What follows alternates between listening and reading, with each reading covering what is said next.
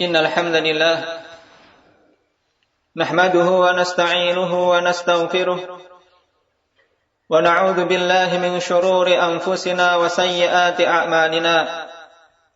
Man yahdihillahu fala mudilla lahu wa man yudlil fala hadiya lahu. Ashhadu an la ilaha illallah wahdahu la sharika lahu wa ashhadu anna Muhammadan 'abduhu wa rasuluh. Sallallahu alaihi wa ala alihi wa ashabihi wa man tabi'ahum bi ihsanin ila yaumiddin. Ya ayyuhalladzina amanu taqullaha haqqa tuqatih wa la tamutunna illa wa antum muslimun.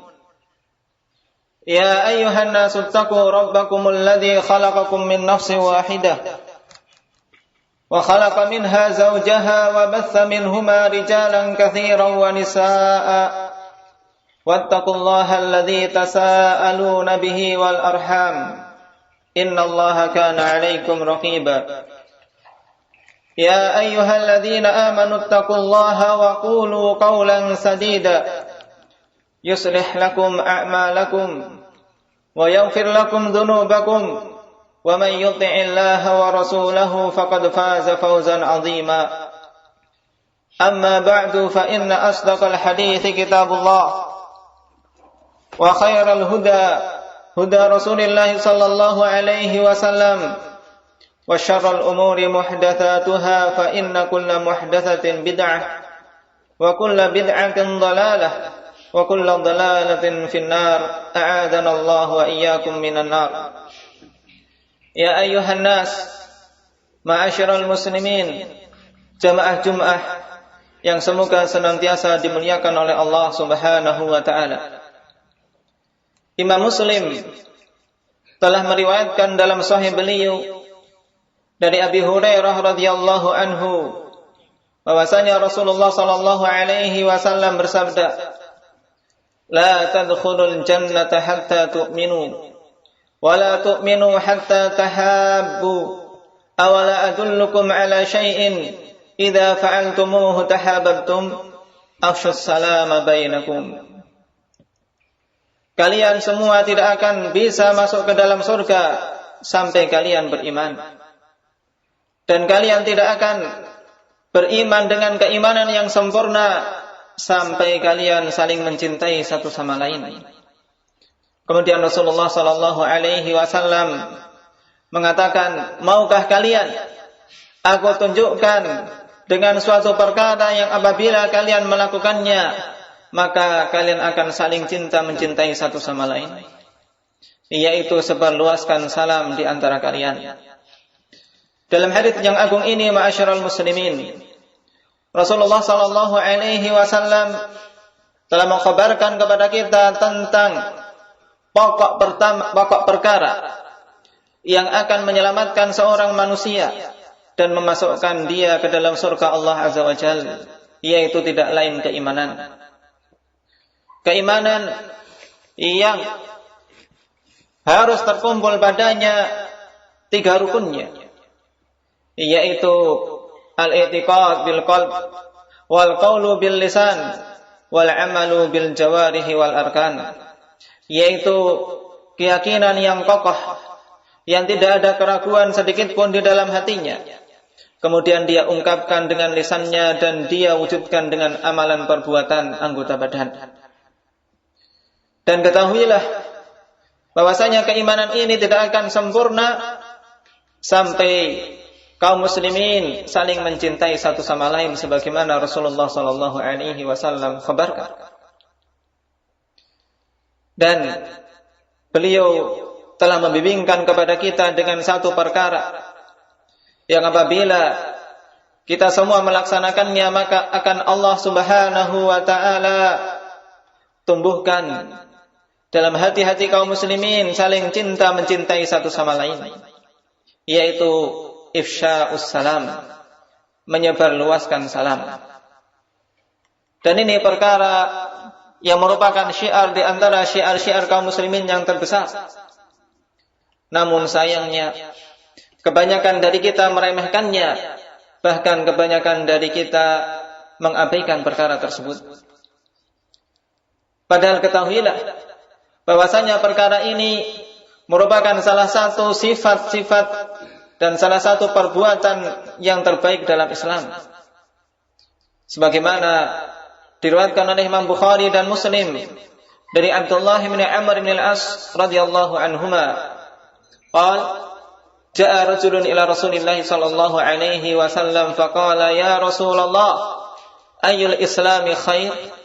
Qala tud'imut ta'am wa taqra'us salama ala man arafta wa man lam ta'rif. Seorang laki-laki datang kepada Rasulullah sallallahu alaihi wasallam dan bertanya kepada beliau, wahai Rasulullah, apa di antara amalan-amalan Islam yang terbaik? Maka beliau sallallahu alaihi wasallam mengatakan, tud'imut ta'am. Engkau memberikan makanan kepada orang-orang yang kelaparan, memberikan makanan kepada orang-orang yang membutuhkan. Wa taqra'us salam, dan engkau membacakan salam, memberi salam satu sama lain, ala man arafta wa man lam ta'rif, baik itu kepada orang-orang yang engkau kenal maupun orang-orang yang tidak engkau kenal. Dan inilah hakikat penyebarluasan salam ma'asyiral muslimin. Seorang muslim hendak memberikan salam kepada saudaranya, baik dia mengenalnya maupun tidak mengenalnya. Karena memang inilah sunnah para anbiya dan bahkan merupakan sunnah para malaikat.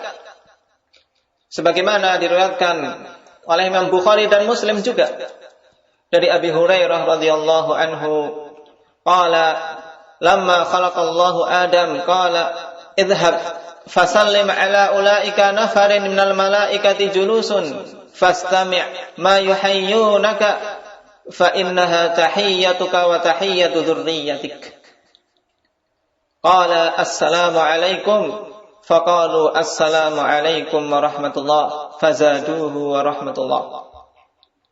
Ketika Allah Subhanahu wa taala menciptakan Adam, maka Allah merintahkan kepada Adam, wahai Adam, pergilah dan bersalamlah engkau kepada sekelompok malaikat itu yang sedang duduk-duduk.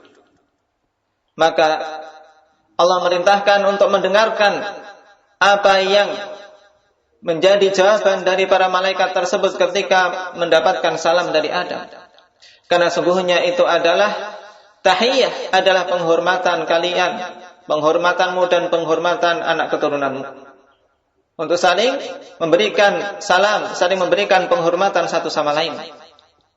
Maka Adam pun menunaikan perintah Allah Subhanahu wa taala tersebut, dan dia mendatangi sekelompok malaikat yang sedang duduk-duduk tadi dan mengatakan assalamu alaikum. Para malaikat menjawab waalaikumsalam warahmatullah, dengan menambah warahmatullah. Pada hadits yang agung ini terdapat bimbingan kepada kita bahwasanya salam bukanlah sekadar kita saja yang diperintahkan, akan tapi bahkan umat-umat terdahulu mulai semenjak Adam alaihi salam telah diperintahkan untuk memberikan salam. Dan bahkan para malaikat, salam mereka adalah sebagaimana salam yang disyariatkan kepada kita. Dan assalam, kenapa begitu dianjurkan? Kenapa sampai-sampai apabila disebarluaskan akan menimbulkan kecintaan satu sama lain? Karena memang assalam sebagaimana maknanya ma'asyiral muslimin, yaitu doa kepada orang yang diberi salam tersebut dengan keselamatan. Jadi ketika seorang mengatakan assalamu alaikum, maknanya adalah semoga keselamatan atas diri kalian. Keselamatan yang dimaksudkan di sini keselamatan secara umum, baik keselamatan jasmani maupun keselamatan rohani. Keselamatan jasmani dari berbagai macam penyakit dan rasa sakit, keselamatan rohani dari berbagai macam perkara-perkara yang menjadikan hatinya rusak, berupa kesyirikan, berupa kebid'ahan maupun kemaksiatan-kemaksiatan. Sehingga ketika seorang muslim mendoakan saudara yang lain dengan keselamatan ini, ikhwani fillah, tentunya akan menimbulkan kecintaan pada hati orang yang didoakan, dan akan tercipta kebaikan pada keumuman kaum muslimin. Bagaimana tidak? Ketika setiap bertemu dengan saudaranya saling mendoakan. Ketika bertemu orang yang tidak dia kenal sekalipun mendoakan dengan assalamualaikum, maka tentunya doa-doa tersebut tidaklah akan tersia-siakan, karena Allah Subhanahu wa taala telah menjanjikan kepada hamba-hambanya bahwasanya Dia akan mengabulkan doa-doa orang yang meminta kepadanya. Bahkan dalam hadits yang lain Rasulullah sallallahu alaihi wasallam menjelaskan kepada kita, pada lafaz-lafaz salam yang begitu pendek terdapat kebaikan dan pahala yang besar. Sebagaimana hal ini diriwayatkan oleh Imam Abu Dawud dan Tirmidzi dari Imran bin Husain radhiyallahu anhu. Qala jaa rajulun ila Rasulillah sallallahu alaihi wasallam. Faqala assalamu alaikum. Faradda alaihi fajalas. Faqala ashrun. Thumma jaa akhar. Faqala assalamu alaikum warahmatullah. Faradda alaihi fajalas. Faqala ashrun. ثم جاء رجل آخر فقال السلام عليكم ورحمة الله وبركاته فرد عليه فجلس فقال 30. Rasulullah sallallahu alaihi wasallam suatu hari datang kepada beliau seorang laki-laki dan mengucapkan salam, assalamu alaikum. Semoga keselamatan atasmu wahai Rasulullah. Maka Rasulullah pun menjawab salam tersebut. Kemudian laki-laki tadi duduk dan Rasulullah mengatakan ashrun, bahwasanya lafaz salam tersebut mempunyai nilai pahala 10. Kemudian datang laki-laki yang lain dan mengucapkan salam dengan salam yang lebih bagus, yaitu lafaz assalamu alaikum warahmatullah dengan menambah warahmatullah. Maka Rasulullah pun menjawab salam tersebut, dan ketika laki-laki itu telah duduk, maka Rasulullah menjelaskan bahwasanya dia mendapatkan pahala 20. Dan kemudian datang laki-laki yang lain lagi mengucapkan salam kepada Rasulullah sallallahu alaihi wasallam dengan salam yang lebih sempurna. Assalamualaikum warahmatullahi wabarakatuh. Maka beliau pun menjawab salam tersebut, dan laki-laki tadi duduk. Kemudian Rasulullah sallallahu alaihi wasallam mengatakan salatun, mendapatkan pahala 30. Lalu betapa banyak pahala-pahala yang didapat oleh seorang muslim ikhwani fillah apabila dia setiap harinya mengucapkan salam ini kepada saudara-saudaranya ketika dia bertemu maupun ketika dia berpisah. Ketika dia bertemu dengan orang-orang yang dia kenal maupun orang-orang yang tidak dia kenal. Oleh karena itulah pantas Rasulullah sallallahu alaihi wasallam begitu menganjurkan kepada umatnya untuk menyebarluaskan salam di antara mereka. Dalam hadis yang diriwayatkan oleh Imam Tirmidzi dari Abi Yusuf Abdullah bin Salam radhiyallahu anhu, bahwasanya Rasulullah sallallahu alaihi wasallam mengatakan afshus salam wa ad'imut ta'am wasilul arham wa sallu wan nasu niyam tadkhulul jannata bisalam. Sebarluaskanlah salam, berilah makanan kepada orang-orang yang membutuhkan, dan sambunglah tali-tali silaturahim, dan salatlah di malam hari dalam keadaan manusia tertidur lelap, sehingga kalian semua dengan amalan-amalan tersebut akan masuk ke dalam surga Allah Subhanahu wa taala dengan penuh keselamatan. Hadits yang agung ma'asyiral muslimin, bagi orang-orang yang mempunyai semangat untuk menggapai kemuliaan di sisi Allah Subhanahu wa taala berupa surganya, akan semakin bersemangat untuk melaksanakan apa-apa yang disebutkan oleh Rasulullah sallallahu alaihi wasallam dalam hadis tadi. Di antaranya adalah menyebarluaskan salam. Jangan sampai syiar yang menjadi ciri kaum muslimin ini kemudian digantikan dengan perkara-perkara yang lain, digantikan dengan ucapan-ucapan yang lain, atau bahkan ucapan-ucapan yang muncul dari orang-orang kufar. Namun hendaknya seorang muslim berbangga dan mengharapkan pahala dari Allah Subhanahu wa taala pada perkara ini, yaitu dengan memberikan salam kepada sesama kaum muslimin. Nas'alullah at-taufiq lima yuhibbuhu wa yardah.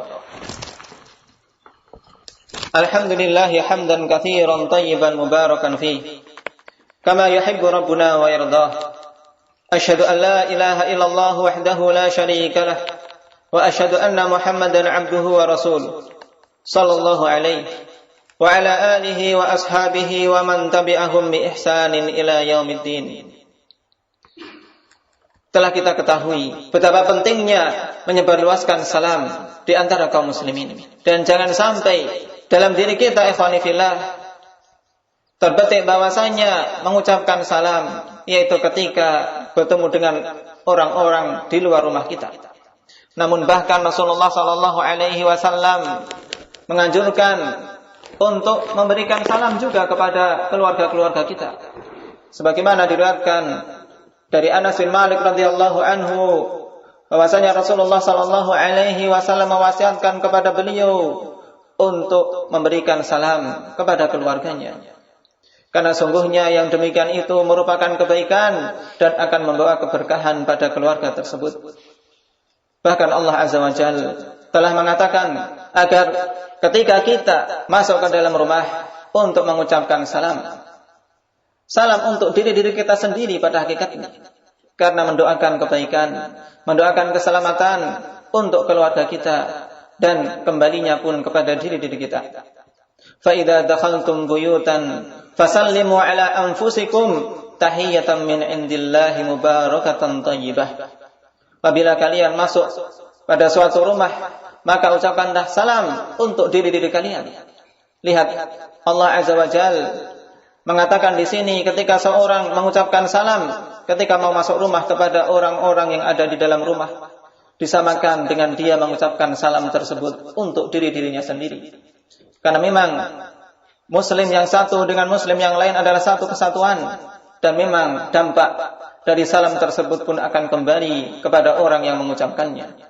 Jadi jangan merasa rugi ketika engkau mengucapkan assalamualaikum, atau yang lebih sempurna dari itu assalamualaikum warahmatullahi wabarakatuh, kemudian tidak dijawab oleh yang mendengarnya atau yang lainnya.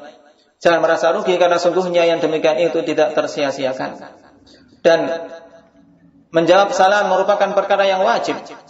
Allah Subhanahu wa taala telah membimbingkan ketika ada orang mengucapkan salam kepadanya untuk menjawabnya dengan sesuatu yang lebih baik atau minimal sepadan. Allah Azza wa Jalla telah berfirman, wa idza huyyitum bi tahiyyatin fahayyu bi ahsana minha aw rudduha. Apabila kalian diberi penghormatan dengan suatu penghormatan, dan penghormatan kaum muslimin adalah dengan mengucapkan salam, maka balaslah dengan sesuatu yang lebih baik atau dengan sesuatu yang semisal. Maka apabila seorang bersalam kepadanya assalamualaikum, maka sambutlah dan jawablah dengan assalamualaikum warahmatullah, atau bahkan secara lengkap assalamualaikum warahmatullahi wabarakatuh.